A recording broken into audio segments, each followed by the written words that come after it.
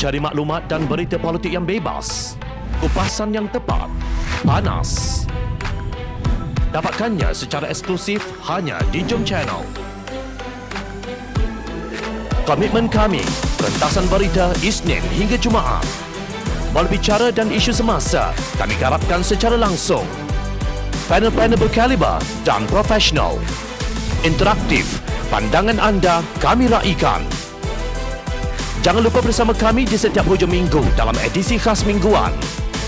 Jom Channel, moving forward, sharing a new experience.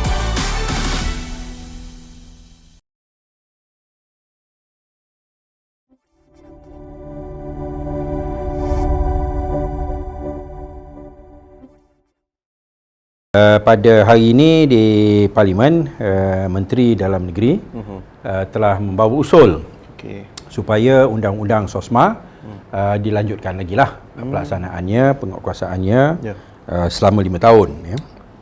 Undang-undang SOSMA ini adalah undang-undang yang boleh dikatakan sebagai pengganti lah kepada ISA. ISA orang tahu kan. Ya, yang mana yang telah kita mansuhkan pada zaman Pakatan Harapan. Tapi dikeluarkan ataupun sebelum Pakatan Harapan, lepas itu dikeluarkan satu undang-undang yang baru, SOSMA, yang mana maksud SOSMA adalah Security Ordinance, Special Measures Act. So akta tindakan yang khas berhubung dengan keselamatan, ordin keselamatan.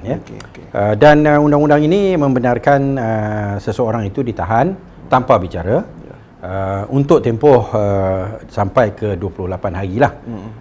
Dan ada banyak lagi lah yang mana yang sebenarnya boleh dikatakan undang-undang yang agak drakonian ataupun yang agak zalim.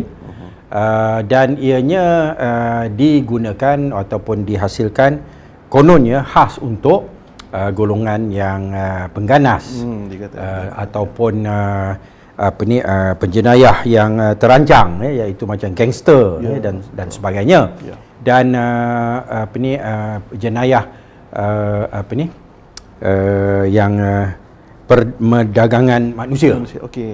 So ni kononnya lah khas untuk orang-orang yang terlibat dalam jenayah-jenayah yang sebegitu, dan ada disebutlah takkan digunakan atas orang politik. Walaupun ISA dulu pun dia cakap begitu, tapi bila dah ada kuasa, dia boleh main tangkap ikut suka je, tak payah nak bawa ke mahkamah dan sebagainya. Maka dalam tempoh 28 hari ini memang macam-macam boleh dilakukan. Dan dia tidak ada dilindungi oleh ataupun diwakili oleh peguam, tak dibawa ke mahkamah dan sebagainya. So memang kita tak setuju, dan pada zaman PH sekalipun undang-undang SOSMA ini kita telah bantah. Dan kita telah panggil Menteri Dalam Negeri telah panggil wakil pihak polis, iaitu Ayub Han, untuk hadir ke kabinet untuk menjelaskan kenapa polis memerlukan undang-undang SOSMA ini. Dan beliau telah menjelaskan, dan kita telah mengatakan kita tak setuju kerana tidak ada check and balance lah, tidak ada semak imbang, dan boleh disalahgunakan dengan mudah. Dan kita telah minta Menteri Dalam Negeri pada ketika itu, iaitu Tan Sri Mahyadin, untuk berbincang dengan polis dan merangkalah satu peraturan di mana ketidakadilan ataupun kezaliman dalam SOSMA itu dapat ditangani. Dan pada hari ini bila dibawa usul itu oleh Menteri Dalam Negeri, buat kali pertama lah dalam sejarah mungkin, bila diundi, pihak kerajaan kalah. Kerana kami pembangkang yang telah bersatu daripada PH, iaitu PKR, DAP dan Amanah, bersama dengan ahli-ahli parlimen daripada Muda, Pejuang, Warisan, kami bersatu atas walaupun ada ramai yang tak, bukanlah ramai, adalah yang golongan-golongan yang tak suka kita bersatu ni kan, termasuk di kalangan kita. Ada juga yang tak suka kita bersatu, kerjasama dan sebagainya.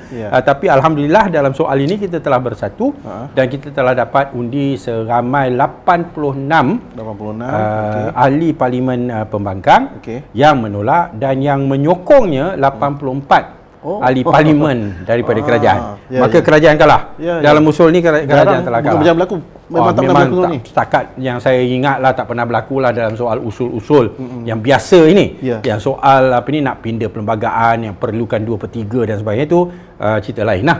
Tu mungkin dulu bila kita bawa MA 63 tu memang kita tak dapat 2/3 maka usul kita kalah. Tetapi dalam soal usul biasa yang tidak memerlukan 2/3 yang memerlukan majoriti mudah, saya rasa ni kali pertama lah kerajaan kalah. So kita ada 86 kerana kita pembangkang bersatu, bekerjasama dan bersatu, undi tolak. Kalah kerajaan. So bagi orang yang tak suka tengok pembangkang bersatu ni atas sebab macam-macam lah. Inilah itulah. Saya rasa berdasarkan kepada pengalaman kita di Johor, pengalaman kita di Melaka, dan banding dengan pengalaman kita di Parlimen hari ini, memang terbukti lah kamu kena ketepikan sentimen, ketepikan emosi. Hakikatnya bila pembangkang bersatu, kita boleh kalahkan Barisan Nasional. Itu buktinya hari ini. Ini buktinya. Memang kita mencatat sejarah lah ini.